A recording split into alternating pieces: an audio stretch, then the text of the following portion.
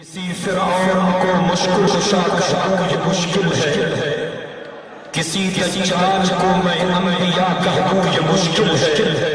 मुझे जंजीर पहना दो, मुझे सूली पे लटका दो, मगर मैं रहसनों को रहनुमा कह दूं ये मुश्किल है। सिंध धरती हमेशा अडोल इंसानन खे जन्म दिनो आहे, कदें जुल्फकार अली भुट्टो जे रूप में त कदें वरी होशू जे रूप में, कदें मीर मुर्तजा जे रूप में त कदें वरी सूर्या बादशाह जे रूप में।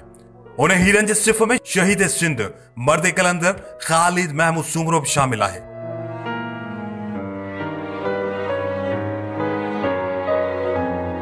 सिंध धरती जे जिले लाड़काने में पाकिस्तान लाए हीरन जड़ा अनमोल सियासतदान पैदा थिया आहिनि, जंहिंमें शहीद जुल्फकार अली भुट्टो जंहिं पाकिस्तान के एटमी कुवत सां नवाज़ियो ऐं पाकिस्तान अंदर मुसलमानन के ताकत ॾींदे मुफ्ती महमूद सां गॾु कादियानियत के काफ़र करार ॾिनो।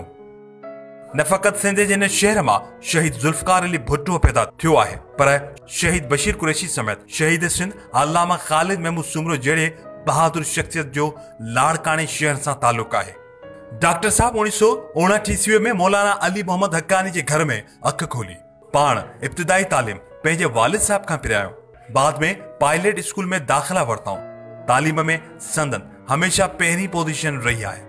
चांडगा मेडिकल कॉलेज में भी GTI जो बुनियाद रखियाऊं। पाण सियासत के मैदान में 1988 में पैर पाताऊं। डॉक्टर खालिद महमूद सुमरो पहिरीं इलेक्शन मोहतरमा बेनज़ीर भुट्टो जे मते मुक़ाबिल विढ़ियो। मोहतरमा बेनज़ीर भुट्टो जे साम्हूं इलेक्शन विढ़ण हर कंहिं जे वस जी ॻाल्हि न हूंदी हुई। डॉक्टर खालिद महमूद सुमरो अक्सरियत राय सां GUI सिंध जो 8हों सेक्रेटरी जनरल चूंडियो वियो। डॉक्टर खालिद महमूद सुमरो जूं सिंध में जमायत लाइ एतिरियूं त ख़िदमतूं आहिनि जो शहर शहर हर वाण वस्ती जमायत जो अछो कारो झंडो फड़कंदो नज़र अची रहियो आहे। अहिड़ियुनि ख़िदमतुनि जे करे 1988 ईस्वी में मुफ्ती महमूद अवार्ड ऐं 1990 ईस्वी में मौलाना उबैदुल्ला सिंधी अवार्ड सां नवाज़ियो वियो। डॉक्टर साहब सिंध में मौलाना फजल रहमान साहब जो सचो पको साथी रहियो। हिन डॉक्टर साहब जी ख़िदमतुनि जे करे न सिर्फ़ मौलाना साहब हिन खे इंतहाई प्यार एहतराम ऐं इज़त जी निगाह सां ॾिसंदो हुयो, पर साणस मुल्की ऐं बैन अक़वामी मामलात में वक़्तन बवक़्तन सलाह मशवरो पिणु कंदो रहियो। शहीद डॉक्टर खालिद महमूद सुमरो MRD तहरीक में सिंध जो अहम अॻवान रहियो ऐं हिन सिंध में झर जंग वञी जमहूरियत जी बहाली लाइ माण्हुनि खे सुजाग ऐं मुतहरिक कयो। हिन हर वक़्तु फ़ौजी आमरनि खे ललकारियो, जमहूरियत जे काफ़िलनि जी अॻवानी कई, जंहिं जे नतीजे में उन वक़्त जे आमर जनरल ज़ियाउल हक़ हिन खे 9 महीना जेल में रखी हिसायो ऐं हरकायो। ही जवान न हिसियो न हरकियो। छा था फरमायो त घोड़नि ऐं घोटनि जियां थोरा ॾींहणा। शहीद डॉक्टर खालिद महमूद सुमरो पंहिंजी इन मुख़्तसर ज़िंदगी में भू जवानी खां साह जे आख़िरी संद ताईं सिंध धरती ऐं सिंध जे माण्हुनि लाइ बहादुरी सां किरदारु अदा कयो।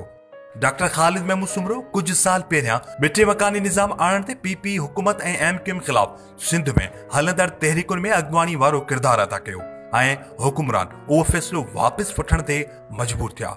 डॉक्टर खालिद महमूद सुमरो शहीद मोहतरमा बेनज़ीर भुट्टो, रसूल बख्श पलीजो, शहीद बशीर कुरैशी, डॉक्टर कादिर मक्सी ऐं जलाल महमूद शाह सां केतिरनि ई अॻवाननि सां गॾियल जदोजहद में बि हिसो वरितो।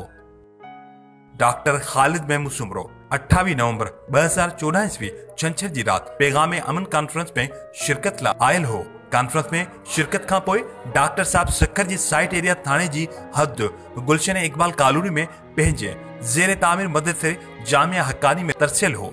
सुबुह जो डॉक्टर मदरसे जी मस्जिद में फजर जी निमाज़ अदा करे रहियो हो त 6:25 ते कार सवार 6 हथियारबंदनि मस्जिद में घिड़ी हथियारनि जे ज़ोर ते नमाज़िन खे यरगमाल बणाए डॉक्टर साहब के सुन्नत जी अदायगी दौरान कातिलनि हथियारनि जा मुंह खोले डॉक्टर साहब के शहीद कयो ऐं मौके ते हथियारबंद आसानी सां फरार थी विया।